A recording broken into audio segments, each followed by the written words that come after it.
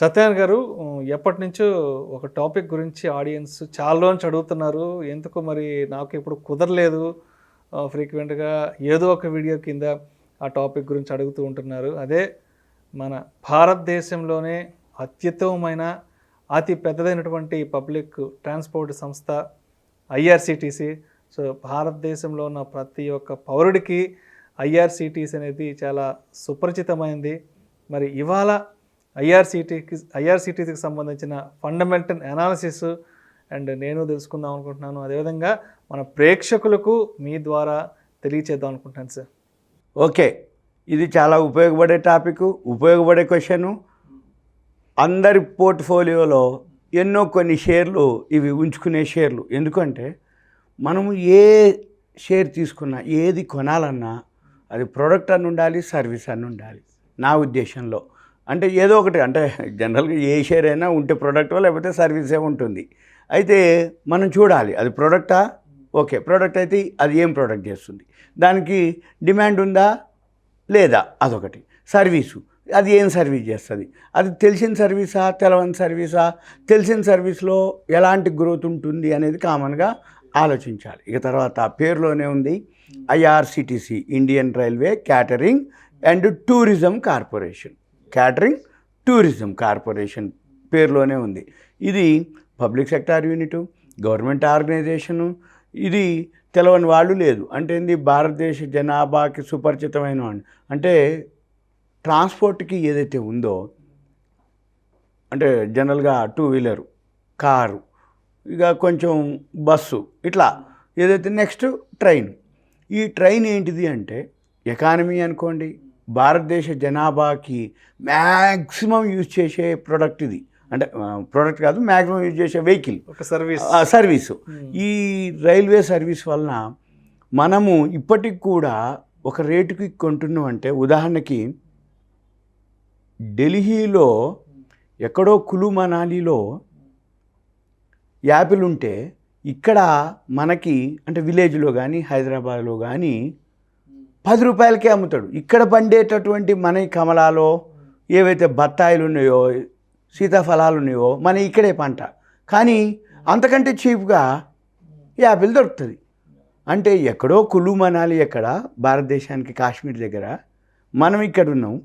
అక్కడున్న యాపిల్ ఇక్కడ నీకు 10 రూపాయలకి, 5 రూపాయలకి, 15 రూపాయలకి అమ్ముతున్నారు. అంటే క్వాలిటీని బట్టి అనుకోండి, సైజుని బట్టి అనుకోండి, అందులో ఉన్నటువంటి బ్రాండ్లని, అంటే ఏవైతే రకాలు ఉన్నాయో దాన్ని బట్టి.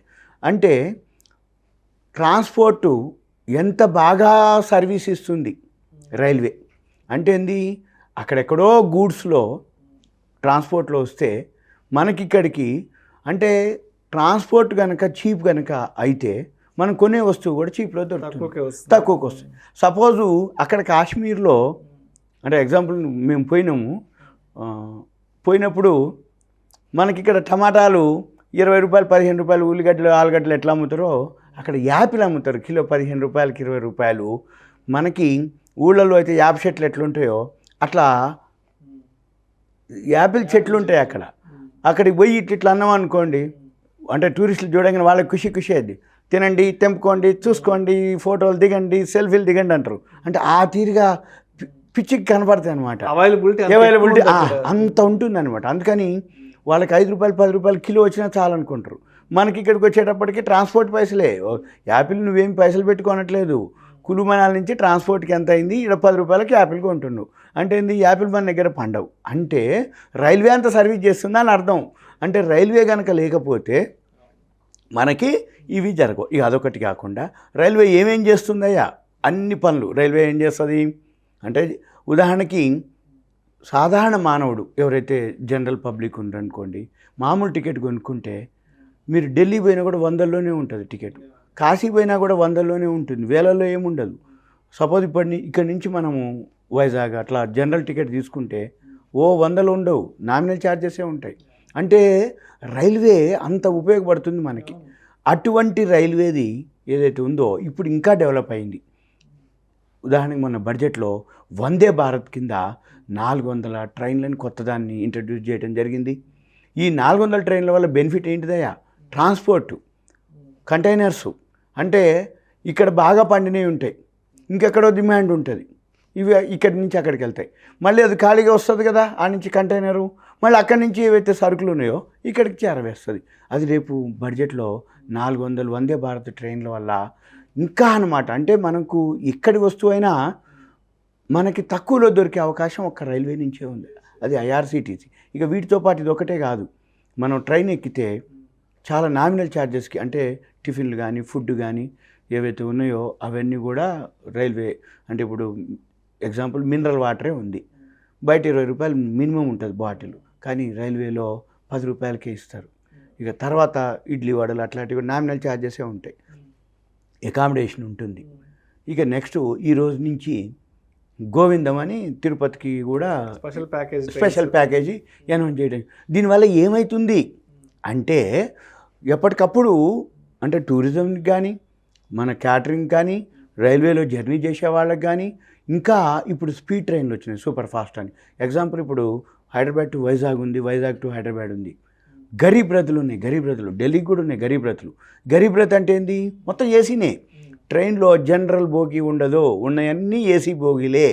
మళ్ళీ ఎంతకి ఏసీ బోగీలని 4000 5000 ఏం వసూలు చేయరు, మామూలు ఛార్జీకే. అంటే కాకపోతే కొంచెం మరీ మినిమం కాదు, మరీ కాకుండా కొంచెం తోటి ఉంటుంది, దాన్ని గరీబ్ రథ్ అంటారు. ఇది గరీబ్ రథ్ గారు లాలూ ప్రసాద్ యాదవ్ గారు రైల్వే మినిస్టర్గా ఉన్నప్పుడు ఆయన ప్రవేశపెట్టింది, అది ఇప్పటికి కూడా కంటిన్యూ నడుస్తుంది. గరీబ్ రథ్ అంటే ఏంది, చాలామంది ఎక్కువ శాతం అంటే ఎకానమీ లగ్జరీ అంటే ఏంది, ఏసీ ట్రైన్లో పోతే వేలు అవుతుంది, అదే ఏసీలో పోయే బదులు గరీబ్ రథ్ అంటే ఏసీ కమ్ మళ్ళీ ఎకానమీ అంటే తక్కువ ఛార్జీతోటి. అంటే ఇవన్నీ రైల్వే వాళ్ళు చేస్తున్నారు. ఈ రైల్వే గురించి ఇక మనం ఒకసారి మీరు రైల్వే వెబ్సైట్కి వెళ్తే మొత్తం దీనికి సంబంధించిన డీటెయిల్స్ ఉంటాయి. ఇప్పుడు మనము దాన్ని వదిలిపెట్టి సింపుల్గా ఫండమెంటల్స్ అవి చెక్ చేద్దాం. ఇది ఏ గ్రూప్ షేరు, T+2 అంటారు. ఇప్పుడు ఈరోజు 803 మార్కెట్ డౌన్ ఉంది కాబట్టి 803లో ఉంది. ఇది BSE 200లో ఉంది, అంటే బాంబే స్టాక్ ఎక్స్చేంజ్లో ఏ గ్రూప్ షేర్లు 30, 100, 200, 500 ఉంటుంది. దాంట్లో ఇది 200 కేటగిరీలో ఉంది.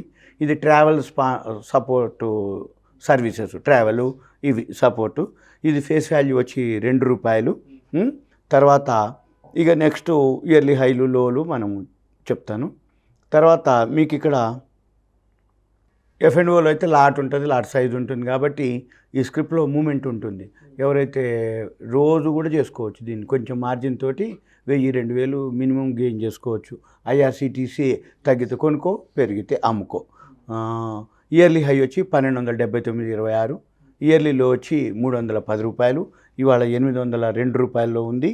తర్వాత ఇది మార్కెట్ క్యాపిటలైజేషన్ వచ్చి 64,160 కోట్లు.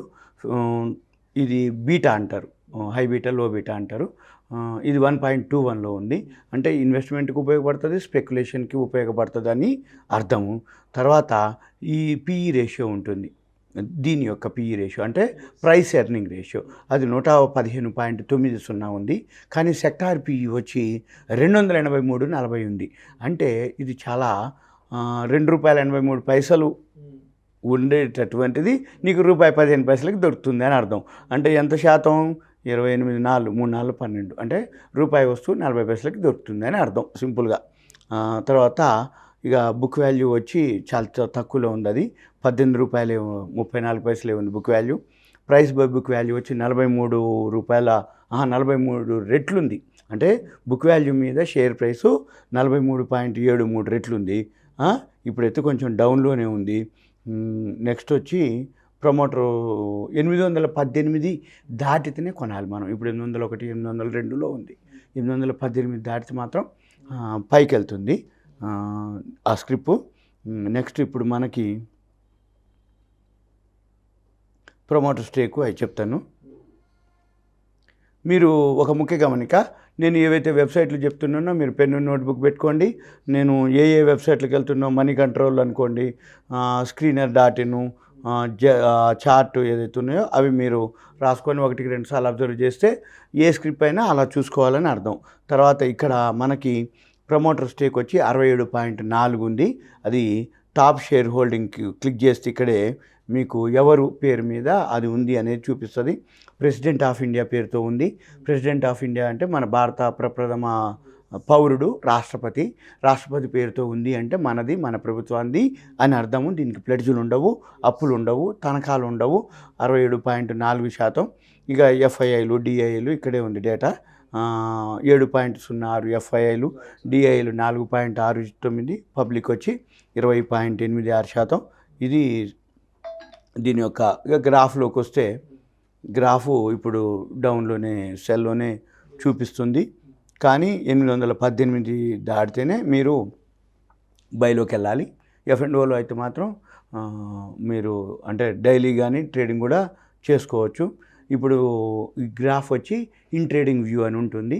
ఇన్ ట్రేడింగ్ వ్యూలో డైరెక్ట్గా ట్రాఫిక్ రూల్స్ మాదిరే ఇచ్చేస్తున్నాం మీకు. బై అంటే బై, సెల్ అంటే సెల్. మీరేం చేయక్కర్లేదు. నేను ఒక ఇండికేటర్ పెట్టిన హైక్ నాసి స్మూత్డ్ బై సెల్ సిగ్నల్.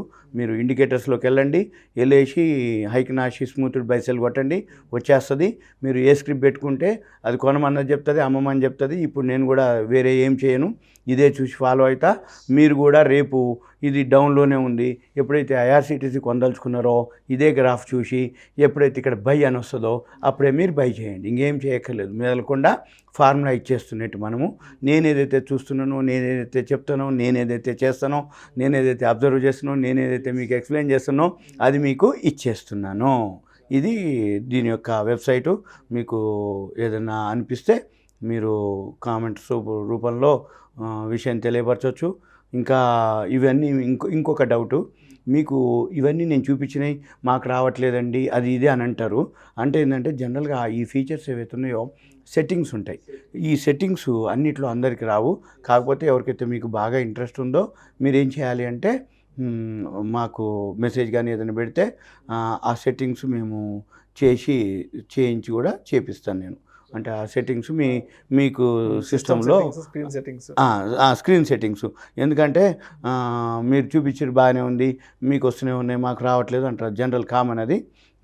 అయితే లాట్ సైజ్ వచ్చి 875 ఎఫ్ఎండ్ఓలో. మీరు ₹4 ₹3 చూసుకున్నా కానీ 2000 రోజు ఒక్క ఐఆర్సీటీసీ తగ్గితే కొనుక్కో, పెరిగితే కొనుక్కో, అదే పెరిగితే అమ్ముకో, తగ్గితే కొనుక్కో. అది కూడా ఏంటిది, ఆ సిగ్నల్ ఉంది అక్కడ, దాన్నే కొనుక్కో. అది బై అన్నప్పుడే కొనుక్కో. రూపాయి వచ్చింది మళ్ళీ సెల్ అన్నదా, అమ్మేసుకో, 875 వస్తాయి. ₹2 ఇచ్చిందా, 1750 వస్తాయి. ఇది సింపుల్గా ఇది ఐఆర్సీటీసీ యొక్క విశ్లేషణ. ఇది మీకు అవేర్నెస్ కోసమే, ఒక ఐడియా కోసమే, ఎడ్యుకేషన్ పర్పసే, నాలెడ్జ్ పర్పసే. ఇప్పుడు ఉదయం పెరుగుతుంది, మధ్యాహ్నం పడుతుంది, మళ్ళీ మధ్యాహ్నం పడుతుంది, సాయంత్రం పెరుగుతుంది, క్లోజింగ్ పెరుగుతుంది, ఒకరోజు పెరుగుతుంది, ఒకరోజు పడుతుంది. అదంతా మళ్ళీ మీరే చూసుకోవాలి, చేసుకోవాలి. ఏదన్నా సరే వాళ్ళ అడ్వైజర్ని సంప్రదించి చేసుకోవాలి. వాళ్ళకి సరైనది ఏదో వాళ్ళు మాత్రమే నిర్ణయం తీసుకోవాలి. రైట్. ఇదైతే మాత్రం ఓన్లీ ఇన్ఫర్మేషన్, రికమెండేషన్ కాదు, ఇన్ఫర్మేషన్, ఎడ్యుకేషన్ పర్పస్, నాలెడ్జ్, అవగాహన కొరకు రైట్ మీకు దీని గురించి చెప్పడం జరుగుతుంది. Right sir, thank you sir, thank you so much Satyanarayana గారు. ఎప్పటి నుంచో నేను కూడా తెలుసుకోవాలనుకుంటున్న ఐఆర్సీటీసీ ఫండమెంటల్ అనాలిసిస్ గురించి ఇవాళ మీ ద్వారా తెలుసుకున్నాను. Thank you so much sir. Suman TV ప్రేక్షకులకు ధన్యవాదాలు. Thank you. సెలవు.